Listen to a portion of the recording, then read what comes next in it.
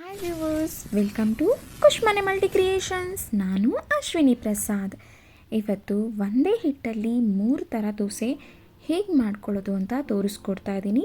ಅದರ ಜೊತೆಗೆ ಆನಿಯನ್ನು ಹಾಕಿ ಆನಿಯನ್ ವಿಳೆದೆಲೆ ದೋಸೆ ಹೇಗೆ ಮಾಡೋದು ಅಂತ ಈಸಿಯಾಗಿ ತೋರಿಸ್ಕೊಡ್ತಾ ಇದ್ದೀನಿ. ಅದಕ್ಕೆ ಈಗ ಒಂದು ಬಾಣಲಿ ಇಟ್ಕೊಂಡು ಬಾಣಲಿ ಕಂಪ್ಲೀಟಾಗಿ ಚೆನ್ನಾಗಿ ಬಿಸಿ ಆಗಬೇಕು. ಬಿಸಿ ಆದಮೇಲೆ ಇದಕ್ಕೆ ಸ್ವಲ್ಪ ಆನಿಯನ್ನ ಫ್ರೈ ಮಾಡ್ಕೊಳ್ಳೋದಕ್ಕೋಸ್ಕರ ಜಾಸ್ತಿನೇ ಎಣ್ಣೆ ಹಾಕ್ಕೊಳ್ತಿದ್ದೀನಿ. ನೀವಿಲ್ಲಿ ತುಪ್ಪ ಬೇಕಾದರೂ ಯೂಸ್ ಮಾಡ್ಬೋದು, ಇಲ್ಲಾಂದರೆ ಬಟರ್ ಸಹ ಯೂಸ್ ಮಾಡ್ಬೋದು. ಎಣ್ಣೆ ಚೆನ್ನಾಗಿ ಆದಮೇಲೆ ಸ್ವಲ್ಪ ಜೀರಿಗೆ ಹಾಕ್ಕೊಳ್ತಾ ಇದ್ದೀನಿ. ನಾನಿಲ್ಲಿ ಒಂದು ಅರ್ಧ ಟೀ ಸ್ಪೂನಷ್ಟು ಜೀರಿಗೆ ಹಾಕ್ಕೊಳ್ತಾ ಇದ್ದೀನಿ. ಜೀರಿಗೆ ಚೆನ್ನಾಗಿ ಫ್ರೈ ಆದಮೇಲೆ ಇಲ್ಲಿ ನಾನು 2 ಆನಿಯನ್ನ ಕಟ್ ಮಾಡಿ ತೊಗೊಂಡಿದ್ದೀನಿ. ನಾನಿಲ್ಲಿ ಸ್ವಲ್ಪ ತೀರಾ ಚಿಕ್ಕದು ಅಲ್ದಿರ ಮೀಡಿಯಮ್ ಚಿಕ್ಕದಾಗಿ, ಅಷ್ಟು ದೊಡ್ಡದು ಅಲ್ಲ ಅಷ್ಟು ಚಿಕ್ಕದು ಅಲ್ಲ, ನಿಮ್ಮ ಟೇಸ್ಟ್ ವೈಸು ನೀವು ಆನಿಯನ್ನ ಕಟ್ ಮಾಡಿ ಹಾಕ್ಕೋಬೋದು. ಕೆಲವರು ಉದ್ದ ಇಷ್ಟಪಡೋ ಹಾಗಿದ್ರೆ ಅದನ್ನು ಹಾಕ್ಕೋಬೋದು. ನಿಮ್ಗೆ ಯಾವ ಥರ ಟೇಸ್ಟ್ ಇರುತ್ತೆ ಅದನ್ನು ಆನಿಯನ್ ಸಹ ಕಟ್ ಮಾಡಿ ನೀಟಾಗಿ ಹಾಕ್ಕೋಬೇಕು. ಇದು ಚೆನ್ನಾಗಿ ಫ್ರೈ ಆಗಬೇಕು. ಒಂದು ಅರ್ಧ ಭಾಗದಷ್ಟು ಫ್ರೈ ಆದಮೇಲೆ ನಾನು 2 ವಿಳೆದೆಲೆನ ತೊಗೊಂಡಿದ್ದೀನಿ. 2 ವಿಳೆದೆಲೆನ ಚೆನ್ನಾಗಿ ತೊಳ್ಕೊಂಡು ಸಣ್ಣದಾಗಿ ಹಚ್ಚಿಟ್ಕೊಂಡಿದ್ದೆ. ಅದನ್ನು ಇಲ್ಲಿ ಎಣ್ಣೆಗೆ ಹಾಕಿ ಚೆನ್ನಾಗಿ ಫ್ರೈ ಮಾಡ್ಕೊಳ್ತಾ ಇದ್ದೀನಿ. ವಿಳೆದೆಲೆ ಹೆಲ್ತ್ಗೆ ತುಂಬಾ ಒಳ್ಳೆಯದು. ಆಗಿನ ಕಾಲದಲ್ಲೆಲ್ಲ ಊಟ ಆಗಿದ ತಕ್ಷಣವೇ ವಿಳೆದೆಲೆ ಹಾಕ್ಕೊಳ್ತಿದ್ರು. ಯಾಕೆಂದರೆ ಊಟ ಆದಮೇಲೆ ಉಪ್ಪಿರ್ಬೋದು, ಖಾರ ಇರ್ಬೋದು, ಅದರಲ್ಲಿ BP ವೇರಿಯೇಷನ್ ಆಗಬಾರ್ದು ಅನ್ನೋ ಒಂದೇ ಒಂದು ಕಾರಣಕ್ಕೆ ಊಟ ಆಗಿದ ತಕ್ಷಣ ವಿಳೆದೆಲೆ ಹಾಕ್ಕೊಳ್ತಿದ್ರು. ಇಲ್ಲಿ ಕರ್ಬೇವಿನ ಸೊಪ್ಪನ್ನು ನಾನು ಸ್ವಲ್ಪ ಸಣ್ಣದಾಗಿ ಹಚ್ಚಿಟ್ಕೊಂಡಿದ್ದೆ. ಸ್ವಲ್ಪ ಹಸಿಮೆಣ್ಸಿನ್ಕಾಯಿ ಹಾಕ್ಕೊಳ್ತಿದ್ದೀನಿ. ನೀವು ಮಕ್ಕಳಿಗೆ ಕೊಡುವಾಗ ಹಸಿಮೆಣ್ಸಿನ್ಕಾಯಿನ ಸ್ಕಿಪ್ ಮಾಡ್ಬೋದು, ಇಲ್ಲಾಂದರೆ ನೀವು ಒಣಮೆಣ್ಸಿನ್ಕಾಯಿನೂ ಸಹ ಹಾಕ್ಕೋಬೋದು. ನಿಮ್ಮ ಫ್ಲೇವರ್ಗೆ ತಕ್ಕನಂಗೆ ಕಡಲೆಬೇಳೆ, ಉದ್ದಿನಬೇಳೆನೂ ಸಹ ಹಾಕ್ಕೋಬೋದು. ನಮ್ಮ ಮನೇಲಿ ಇಷ್ಟಪಡಲ್ಲ, ನಾನು ಹಾಕಿಲ್ಲ, ಬಟ್ ನೀವು ಹಾಕ್ಕೊಂಡ್ರೆ ತುಂಬ ಚೆನ್ನಾಗಿರುತ್ತೆ. ಸ್ವಲ್ಪ ಕೊತ್ತಂಬರಿ ಸೊಪ್ಪನ್ನು ಇಲ್ಲೇ ಹಾಕ್ಕೊಳ್ತಾ ಇದ್ದೀನಿ. ನಿಮಗೆ ಕಲರ್ಫುಲ್ಲಾಗಿ ಅನಿಸುತ್ತೆ ಈ ಥರ ಮಾಡಿಕೊಂಡಾಗ. ಮಕ್ಕಳೂ ಸಹ ತುಂಬ ಇಷ್ಟಪಟ್ಟು ತಿಂತಾರೆ. ಪ್ಲಸ್ ದೊಡ್ಡವರಿಗೆ ಯಾರಿಗಾದರೂ ಪರ್ಟಿಕ್ಯುಲರ್ಲಿ ಸ್ಟ್ರೆಸ್ ಅನ್ನೋದು ತುಂಬ ಇರುತ್ತೆ, ವರ್ಕ್ ಟೆನ್ಷನ್ನು, ಫ್ಯಾಮಿಲಿ ಟೆನ್ಷನ್ಸು, ಇದೆಲ್ಲ ಸ್ವಲ್ಪ ಕಮ್ಮಿ ಮಾಡ್ಕೊಳ್ಳೋದಕ್ಕೋಸ್ಕರ ವೀಕ್ಲಿ ಒನ್ಸ್ ಆದರೂ ಸರಿ ನೀವು ಡೈರೆಕ್ಟಾಗಿ ವಿಳೆದೆಲೆನ ತಾಂಬೂಲದ ಜೊತೆಗೆ ಹಾಕ್ಕೋಬೋದು. ಇಲ್ಲ ಅಂತ ಅಂದರೆ ಈ ಥರ ಏನಾದರೂ ಒಂದು ಅಡುಗೆ ಮಾಡಿನೂ ಸಹ ತಿನ್ಬೋದು. ವಿಳೆದೆಲೆಯಲ್ಲಿ ಬರೀ ದೋಸೆನೇ ಅಲ್ದಿರ ತುಂಬ ಒಳ್ಳೆ ಅಡುಗೆಗಳನ್ನ ಮಾಡಿಕೊಂಡು ತಿನ್ಬೋದು. ಈಗ ಚೆನ್ನಾಗಿ ಇದು ಫ್ರೈ ಆಗಿದೆ. ತಣ್ಣಗಾಗೋದಕ್ಕೆ ಅಂತ ಸೈಡಲ್ಲಿ ಇಟ್ಟಿದ್ದೀನಿ. ಈಗ ನಾನು ನಾರ್ಮಲಾಗಿ ಮನೇಲಿ ಮಾಡೋ ಅಂತಹ ದೋಸೆ ಹಿಟ್ಟನ್ನೇ ತೊಗೊಂಡಿದ್ದೀನಿ. ದೋಸೆ ಹಿಟ್ಟಿಗೆ ನಾನು ಎಷ್ಟು ಬೇಕೋ ಅಷ್ಟು ಉಪ್ಪು ಹಾಕ್ಕೊಳ್ತಾ ಇದ್ದೀನಿ. ನಿಮಗೆ ಕೆಳಗಡೆ ಫುಲ್ ರೆಡ್ಡಿಶ್ ಆಗಿ ಮಸಾಲೆ ದೋಸೆ ಥರ ಕಲರ್ ಬರಬೇಕು ಅಂದರೆ ಸ್ವಲ್ಪ ಸಕ್ಕರೆನೂ ಸಹ ಆ್ಯಡ್ ಮಾಡ್ಕೊಳ್ಳಿ. ಬಟ್ ನಾನಿವತ್ತು ಸಕ್ಕರೆನ ಆ್ಯಡ್ ಮಾಡಲಿಲ್ಲ. ಹಾಗೆ ಬರೀ ಉಪ್ಪು ಮಾತ್ರ ಹಾಕ್ಕೊಂಡು, ಸೋಡಾ ಏನೂ ಹಾಕ್ದಿರ ನಾನು ಬರೀ ಉಪ್ಪು ಮಾತ್ರ ಹಾಕ್ಕೊಂಡು ಕಲಿಸ್ಕೊಳ್ತಿದ್ದೀನಿ. ನಿಮ್ಮ ಆಪ್ಷನ್, ನಿಮಗೆ ಸೋಡಾ ಬೇಕಿದ್ದರೂ ಹಾಕ್ಕೋಬೋದು. ಈಗ ನಾನು ಏನು ಹಿಟ್ಟು ಕಲಿಸ್ಕೊಂಡಿದ್ದೆ ಅದನ್ನು 2-3 ಥರ ದೋಸೆ ತೋರಿಸೋದಕ್ಕೋಸ್ಕರ ಒಂದು ಸ್ವಲ್ಪ ಹಿಟ್ಟನ್ನು ಸೈಡಿಗೆ ತೆಗೆದಿಟ್ಕೊಂಡಿದ್ದೀನಿ. ಈಗ ಕಂಪ್ಲೀಟಾಗಿ ಆನಿಯನ್ನು ಮತ್ತು ವಿಳೆದೆಲೆ ಏನು ತೊಗೊಂಡಿದ್ದೆ ಅದು ತಣ್ಣಗಾದ ಮೇಲೇ ಹಿಟ್ಟಿಗೆ ಹಾಕಿ ಕಲಿಸ್ಕೋಬೇಕು. ಬಿಸಿಯಲ್ಲೇ ಕಲಿಸ್ಕೊಂಡ್ಬಿಟ್ರೆ ನಿಮಗೆ ಆಲ್ಮೋಸ್ಟ್ ಅರ್ಧ ದೋಸೆ ಹಿಟ್ಟು ಇಲ್ಲೇ ಬೆಂದೋಗ್ಬಿಡತ್ತೆ, ಗಟ್ಟಿ ಆಗೋಗುತ್ತೆ. ಅದರಿಂದ ತಣ್ಣಗಾದ ಮೇಲೆ ಇದಕ್ಕೆ ಚೆನ್ನಾಗಿ ಹಾಕ್ಕೊಂಡು ಕಲಿಸ್ಕೋಬೇಕು. ಈಗ ನಾನು ಇದಕ್ಕೆ ಸ್ವಲ್ಪ ಕ್ಯಾರೆಟ್ನೂ ಹಾಕ್ಕೊಳ್ತಾ ಇದ್ದೀನಿ. ಕ್ಯಾರೆಟ್ ಇಷ್ಟಪಡಲ್ಲ ಅನ್ನೋಂಥವ್ರು ಸ್ಕಿಪ್ ಮಾಡ್ಬೋದು, ಬಟ್ ಕ್ಯಾರೆಟ್ ತುಂಬಾ ಒಳ್ಳೆಯದು. ಸ್ಪೆಷಲಿ ಮಕ್ಕಳಿಗೆ ಕಣ್ಣಿಗೆ ತುಂಬ ಒಳ್ಳೆಯದು, ಬ್ರೈನಿಗೂ ತುಂಬ ಒಳ್ಳೆಯದು, ದೊಡ್ಡವರಿಗೂ ಅಷ್ಟೇ ಸ್ಕಿನ್ಗೆ ತುಂಬಾ ಒಳ್ಳೆಯದು. ಚೆನ್ನಾಗಿ ಇದನ್ನು ಕಲಿಸ್ಕೊಂಡು ಸೈಡ್ಗೆ ಇಟ್ಕೊಂಡಿದ್ದೀನಿ. ಈಗ ದೋಸೆ ಹಾಕೋದು ಹೇಗೆ ಅಂತ ತೋರಿಸ್ಕೊಡ್ತಿದ್ದೀನಿ. ಈಗ ತವಾ ಮೇಲೆ ಸ್ವಲ್ಪ ಎಣ್ಣೆನ ಹಾಕ್ಕೊಂಡಿದ್ದೆ. ಫಸ್ಟ್ ದೋಸೆ ಆಗಿದ್ದರಿಂದ ಸ್ವಲ್ಪ ಎಣ್ಣೆನ ಹಾಕ್ಕೊಂಡಿದ್ದೆ. ಆನಿಯನ್ ಹಾಕಿರೋದ್ರಿಂದ ನಾವು ತುಂಬ ತೆಳ್ಳಗೆ ಹಾಕ್ಲಿಕ್ಕಾಗಲ್ಲ, ಅದಕ್ಕೋಸ್ಕರ ಇದನ್ನು ಸ್ವಲ್ಪ ಸೆಟ್ ದೋಸೆ ಥರ ಹಾಕ್ಕೊಂಡಿದ್ದೀನಿ. ಜಸ್ಟ್ ಇದನ್ನು 2 ಸಲ ಹಾಕ್ಕೊಂಡಿದ್ದ ತಕ್ಷಣವೇ ಅದು ಕಂಪ್ಲೀಟಾಗಿ ಸ್ಪ್ರೆಡ್ ಆಗೋಗುತ್ತೆ. ಈಗ ಸ್ವಲ್ಪ ಅದ್ರ ಮೇಲೆ ಆಲ್ರೆಡಿ ನಾವು ಇದರ ಆನಿಯನ್ ಬೇಯುವಾಗಲೂ ಎಣ್ಣೆ ಹಾಕಿರೋದ್ರಿಂದ ಜಸ್ಟ್ ಶಾಸ್ತ್ರಕ್ಕೆ ಅನ್ನೋ ಹಾಗೆ ನಾನು ಸುಮ್ಮನೆ ಒಂದೆರಡು ಡ್ರಾಪ್ ಅಷ್ಟು ಎಣ್ಣೆ ಹಾಕಿದ್ದೀನಿ. ಈಗ ಅದನ್ನು ಸೆಟ್ ದೋಸೆ ಆಗಿರೋದ್ರಿಂದ ತುಂಬ ತಿಕ್ಕಾಗಿರುತ್ತೆ, ಅದರಿಂದ ಸ್ವಲ್ಪ ಪ್ಲೇಟ್ ಮುಚ್ಚಿಟ್ಟು ಬೇಯಿಸ್ಕೊಂಡ್ರೆ ತುಂಬ ಚೆನ್ನಾಗಿರುತ್ತೆ. ಇಲ್ಲಾಂದರೆ ಮೇಲ್ಗಡೆ ಹಸಿಟ್ ಥರನೇ ಉಳ್ಕೊಂಬಿಡುತ್ತೆ.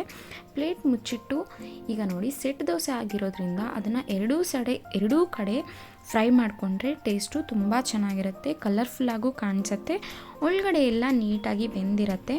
ಅದಕ್ಕೋಸ್ಕರ ಇದನ್ನು ಮತ್ತೆ ತಿರುಗಿಸಿ ಎರಡೂ ಕಡೆ ನೀಟಾಗಿ ಬೇಯಿಸ್ಕೊಂಡಿದ್ದೀನಿ.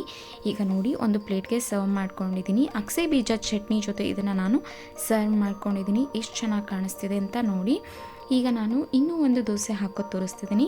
ಇದೇ ಹಿಟ್ಟಲ್ಲೇ ನೀವು ಬೇಕು ಅಂದರೆ ಮಸಾಲೆ ದೋಸೆ ಥರನೂ ಹಾಕ್ಕೋಬೋದು.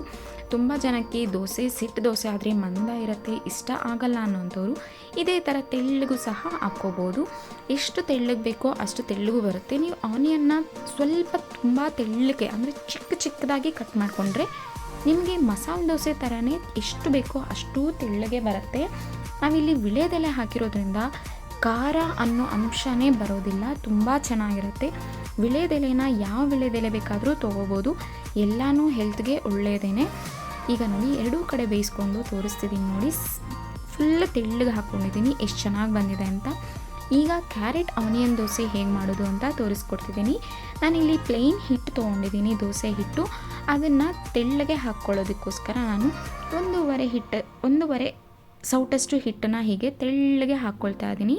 ಈಗ ಇದ್ರ ಮೇಲೆ ನಾನು ಏನು ಮೊದಲೇ ಹಚ್ಚಿಟ್ಕೊಂಡಿದ್ದೆ ಈರುಳ್ಳಿನ ಅದನ್ನು ಹಾಕ್ಕೊಳ್ತಾ ಇದ್ದೀನಿ. ಮಕ್ಕಳಿಗೆ ಕೊಡುವಾಗ ಈ ಥರ ಈರುಳ್ಳಿ ತಿನ್ನಲ್ಲ ಅನ್ನೋ ಹಾಗಿದ್ರೆ ಸ್ಕಿಪ್ ಮಾಡ್ಬೋದು. ಬಟ್ ಸ್ಪೆಷಲಿ ಮಕ್ಕಳಿಗೆ ಈ ಥರ ಕ್ಯಾರೆಟ್ ಹಾಕಿ ಕಲರ್ಫುಲ್ಲಾಗಿ ಮಾಡಿಕೊಟ್ರೆ ತುಂಬಾ ಇಷ್ಟಪಡ್ತಾರೆ. ಈಗ ಇದ್ರ ಮೇಲೆ ಹಸಿಮೆಣ್ಸಿನ್ಕಾಯಿ, ಸ್ವಲ್ಪ ಕರಿಬೇವಿನ ಸೊಪ್ಪು ಈ ಥರ ಹಾಕಿಬಿಟ್ರೆ ಕರಿಬೇವಿನ ಸೊಪ್ಪು ಎತ್ತಿಡೋದಕ್ಕೂ ಆಗಲ್ಲ, ತೀರಾ ಚಿಕ್ಕದಾಗಿ ಕಟ್ ಮಾಡಿ ಹಾಕ್ಕೊಳ್ಳಿ, ಆಗ ಎತ್ತಿಡೋದಿಲ್ಲ. ಕರಿಬೇವಿನ ಸೊಪ್ಪು ಅಷ್ಟೇ ಡೈಜೆಷನ್ಗೆ, ಹೇರಿಗೆ ತುಂಬಾ ಒಳ್ಳೆಯದು. ಈಗ ನೋಡಿ ಅದನ್ನು ತೆಳ್ಳಗೆ ಹಾಕಿರೋದ್ರಿಂದ ನಾನೇನು ಮುಚ್ಚಿಟ್ಟು ಬೇಯಿಸ್ಕೊಳ್ಳಿಲ್ಲ, ಅಂದರೆ ಅದ್ರ ಮೇಲೆ ಕ್ಯಾಪ್ ಹಾಕಿ ಅದನ್ನು ಬೇಯಿಸ್ಕೊಳ್ಳೋ ಅವಶ್ಯಕತೆ ಇಲ್ಲ.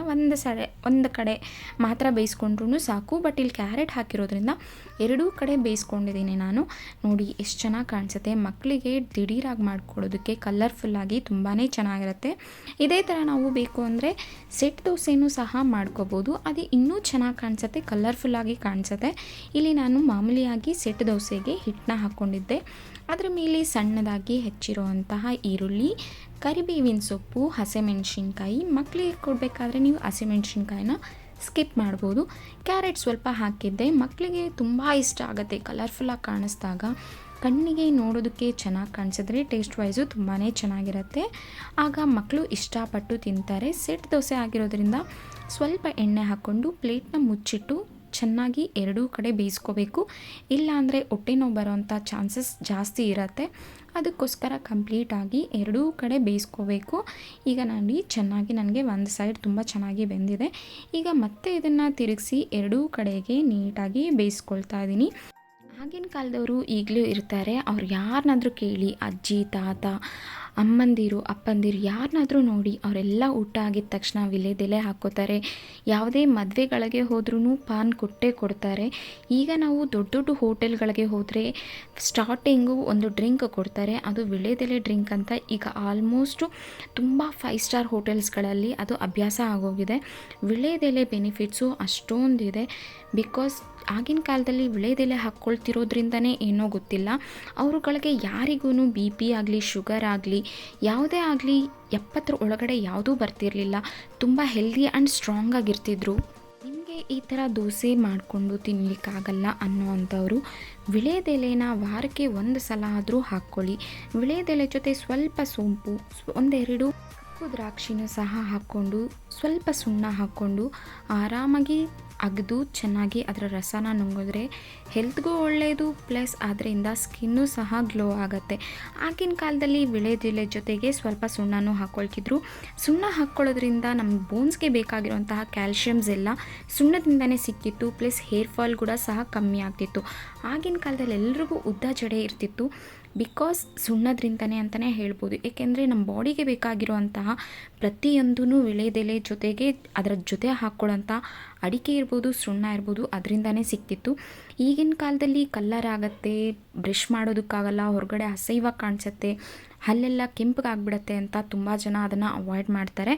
ಆದ್ದರಿಂದ ನೀವು ಮನೇಲಿರುವಾಗಲಾದರೂ ಅಟ್ಲೀಸ್ಟು ವಾರಕ್ಕೆ 1 ಸಲ ಆದರೂ ವಿಳೆದೆಲೆ ಅಡಿಕೆನ ಹಾಕ್ಕೊಳ್ಳೋದನ್ನು ಅಭ್ಯಾಸ ಮಾಡ್ಕೊಳ್ಳಿ. ಇಲ್ಲ ನಮಗೆ ವಿಳೆದೆಲೆ ಇಷ್ಟ ಆಗಲ್ಲ, ಪಾನೆಲ್ಲ ನಮ್ಗೆ ಅಭ್ಯಾಸ ಇಲ್ಲ, ನಾವು ಅದನ್ನು ಹಾಕ್ಕೊಳ್ಳಲ್ಲ ಅನ್ನೋ ಅಂಥವರು ಈ ಥರ ಡಿಫ್ರೆಂಟಾಗಿ ದೋಸೆ ಮಾಡ್ಬೋದು, ಚಟ್ನಿ ಮಾಡ್ಬೋದು, ಚಿತ್ರಾನ್ನ ಮಾಡ್ಬೋದು. ಆ ಥರ ಡಿಫ್ರೆಂಟಾಗಿ ತುಂಬ ಅಡುಗೆಗಳನ್ನ ವಿಳೆದೆಲೆಯಲ್ಲಿ ಮಾಡ್ಬೋದು. ಅದು ನಾನು ನೆಕ್ಸ್ಟ್ ವಿಡಿಯೋಗಳಲ್ಲಿ ಅಪ್ಲೋಡ್ ಮಾಡ್ತೀನಿ.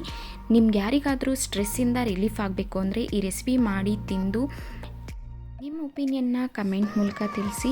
ನೀವಿನ್ನೂ ಯಾರಾದರೂ ಫಸ್ಟ್ ಟೈಮ್ ನನ್ನ ಚಾನಲ್ನ ನೋಡ್ತಿದ್ರೆ ಪ್ಲೀಸ್ ಸಬ್ಸ್ಕ್ರೈಬ್ ಮಾಡ್ಕೊಳ್ಳಿ, ಬೆಲ್ ಐಕಾನ್ ಪ್ರೆಸ್ ಮಾಡಿ. ನನ್ನ ಚಾನಲಿಂದ ನೆಕ್ಸ್ಟ್ ಏನೇ ವಿಡಿಯೋ ಅಪ್ಲೋಡ್ ಮಾಡಿದ್ರೂ ಫಸ್ಟ್ ನೋಟಿಫಿಕೇಷನ್ ನಿಮಗೆ ಬರುತ್ತೆ. Thank you for the all subscribers and thank you for watching this video.